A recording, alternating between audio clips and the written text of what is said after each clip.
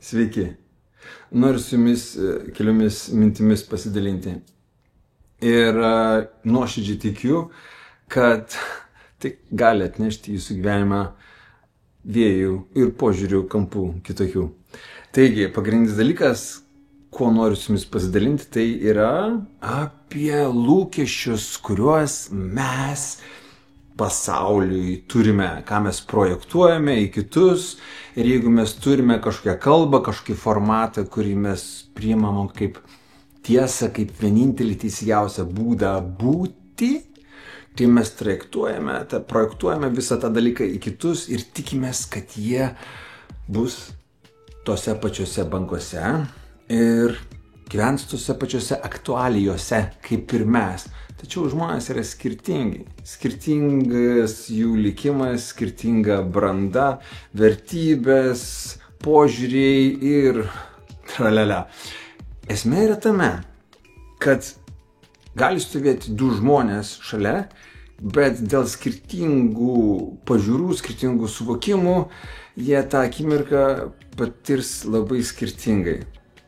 Sakykime, turiu aš fotoaparatą, taip, tai nuostabus dalykas, aš labai jį myliu, jis kainuoja kelis tūkstančius eurų.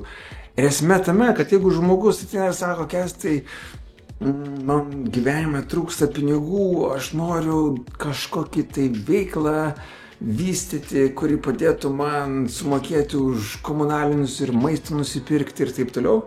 Ir aš jam sakau, va, atimk šitą fotoaparatą ir tai nuostabus įrankis uždirbti pinigus didžiulius.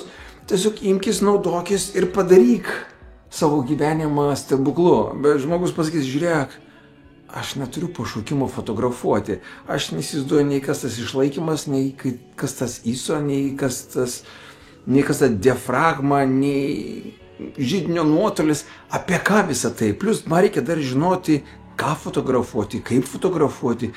Reikia kompiuterio, reikia programos nuotraukoms redaguoti. Nors tas fotikas yra labai brangus, tačiau jis man reiškia visiškai nieko. Ir netgi kyla jausmas nesmagus, kad tu kaip ir duodi daug, bet tu pačiu nieko. Tada aš galiu pasakyti, žmogau, okei, supratau, žiūrėk, duosiu tau gitarą. Tai jinai irgi yra nuostabi ir tikrai nepigi. Ir jeigu tu su ją grosi, praktikuosi, tai muzikantų garsių tapti gali. Ir tada į koncertus ateis daug žmonių, tau mokės daug pinigų ir bus labai populiariu. Žmogus sako, žmogau, bet aš nemoku groti gitarą ir išvis mane gąsdina buvimas scenoje. Aš suprantu, kad tavo idėja gera ir instrumentas nuostabus, tačiau man visas šitas iššūkis yra per sudėtingas ir jaučiu, kad nelabai tinkantis man. Suprantate, kad tai, kas tinka vienam, tas gali visiškai netikti kitam. Ir kartais nutinka, kad žmonės bijo dalintis idėjomis, nes bijo būti apvogti. Įsivaizduoji, kalbi su draugu nuoširdžiai ir staiga tau kyla kažkokios tai idėjos, ką tu gali padaryti, išvystyti į kažkokį tai verslą. Ir nutinka tokia akimirka, kai žmogus išsigąsta, kad ta idėja gali būti pavogta, pasisavinta to žmogaus, su kuriuo tu diskutuoji apie ją, su kuriuo tu kalbi apie tai. Pažįstamas jausmas, ne? Būna kartais, kai žmonės įsivaizduoja, kad galima pavogti tavo tapatybę, tavo užsidegimą, tavo būdą kalbėti, bendrauti, pateikti dalykus, matyti dalykus. Tas dalykas labai stipriai skirsto mus į teisingus ir neteisingus. Prieš keletą dienų parašiau postą apie tai, kaip mane užkniso skirstymas žmonių į tuos vienokius ir kitokius.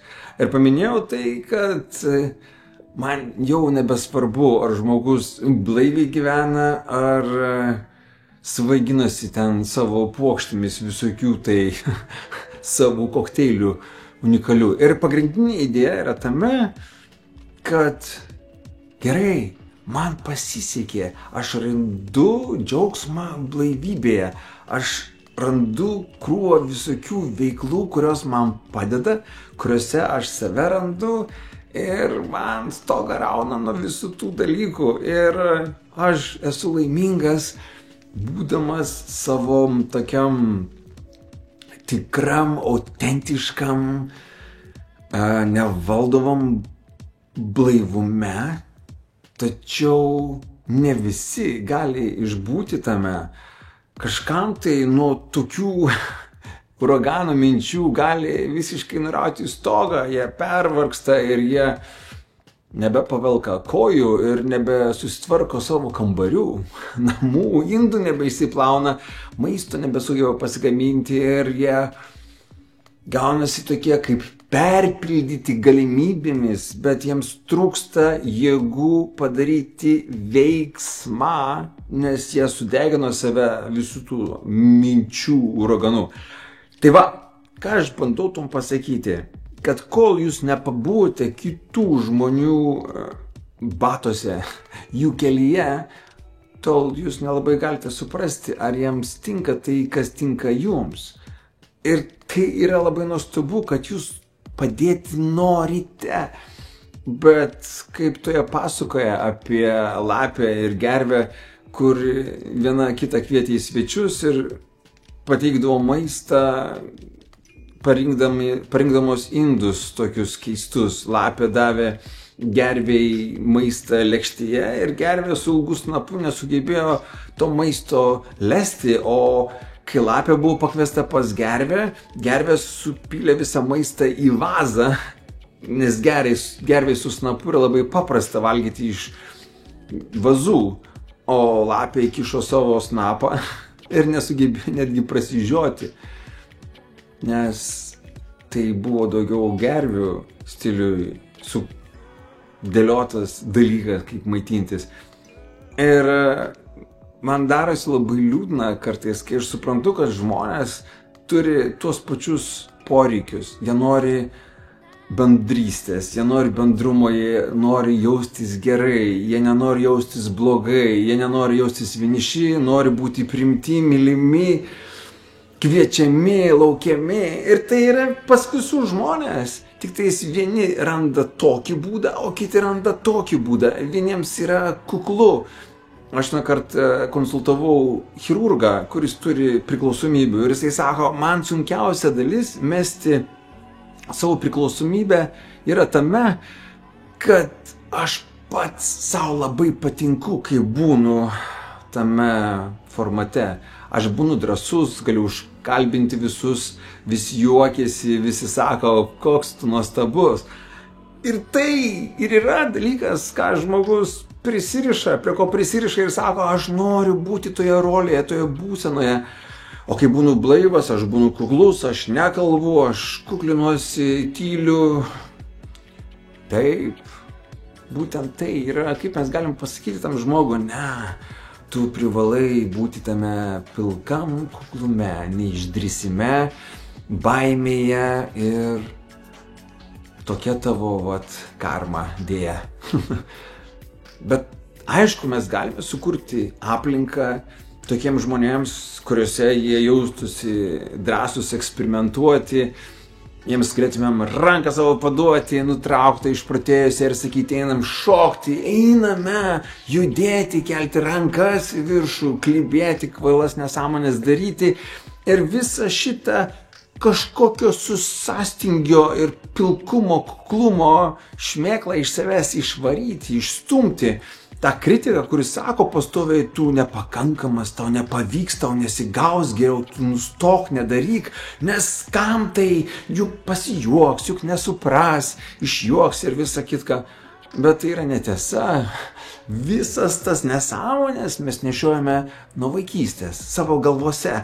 Ir galbūt atėjo laikas mums visiems paaugti, subręsti po galais ir pradėti elgtis atitinkamais būdais, vieni su kitais.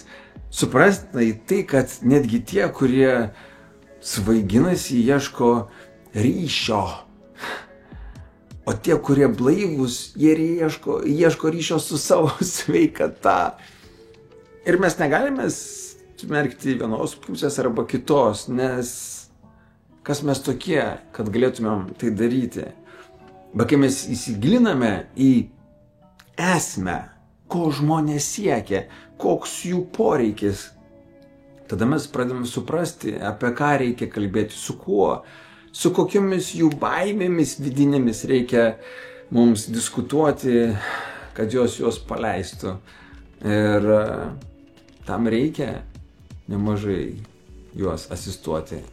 Ir svarbiausia, nėra nieko svarbiau, kaip patiems būti išsilaisvinusiems iš tų visų teisimo, suvokimų, kas yra teisinga, kas ne. Nes tiesą sakant, mes visi esame kosminiam laive, kuri vadinasi Žemės planeta. Mes skriejame atvirų kosmosų, būdami ant to kosminio laivo. Ir vienų kelionės pasibaigia anksčiau, kitų vėliau. Mes visi čia ateinam kaip į kažkokią tai trumpo patyrimo kelionę, pabūti, pasižvalgyti save, patirti, galbūt kažkam patarti, o galbūt patylėti, galbūt mylėti, o galbūt kaip tik taip ir nepažinti to jausmo. Mes esame labai skirtingi, nes vieni mato gražius vaizdus, o kiti yra neregiai. Vieni girdi gražius garsus, o kiti yra kurčnebyliai. Jie tik negali išgirsti, jie negali niekur pasakyti. Ir mes negalime jų pasmerkti, kad jie yra tokie. Jie tiesiog yra tokie. Ir kai mes pradedame priimti žmonės tokius, kokie jie yra, mumise pradeda lavintis tam tikros savybės, tam tikri bruožai, kurie mums padeda priimti ir pačius save. Ir kuo daugiau sudėtingų žmonių mes sutinkame savo gyvenime, tuo į aukštesnis sąmoningumo aukštumas mes pakilame ir suprantame, koks gyvenimas yra nuostabus, nes jis yra toks pilnas skirtingumo ir jis niekados negali būti nuobodus, nes jame vyksta tiek daug, kai mes išdrįstame patirti visą tai, kai tampam atviri patyrimams. Tai va, tai ką noriu jums pasakyti su tuo visu savo monologu apie tai, kad kiekvienas eina per savo įvairias kančias, per savo visokiausias vaiduoklių ir baimių pakelės įvairias. Ir tai jeigu tau yra drąsu, tai nereiškia, kad kitam taip pat. Ir kai mes pradedame suprasti tai, atsiranda tam tikri smagus, jaukus ryšiai su kitais. Ir mes suprantame, kad mes visi esame tik tais laikini šio kosminio laivo Žemės keleiviai. Per atvirą kosmosą skriejantis. Pabūsim čia kažkas tai 30, kažkas 50, kažkas 70, kažkas 90 metų ir išsiskirstysim. Ir kas mes tokie, kad mes galėtumėm nuspręsti, kaip jiems praleisti savo kelionę šioje planetoje.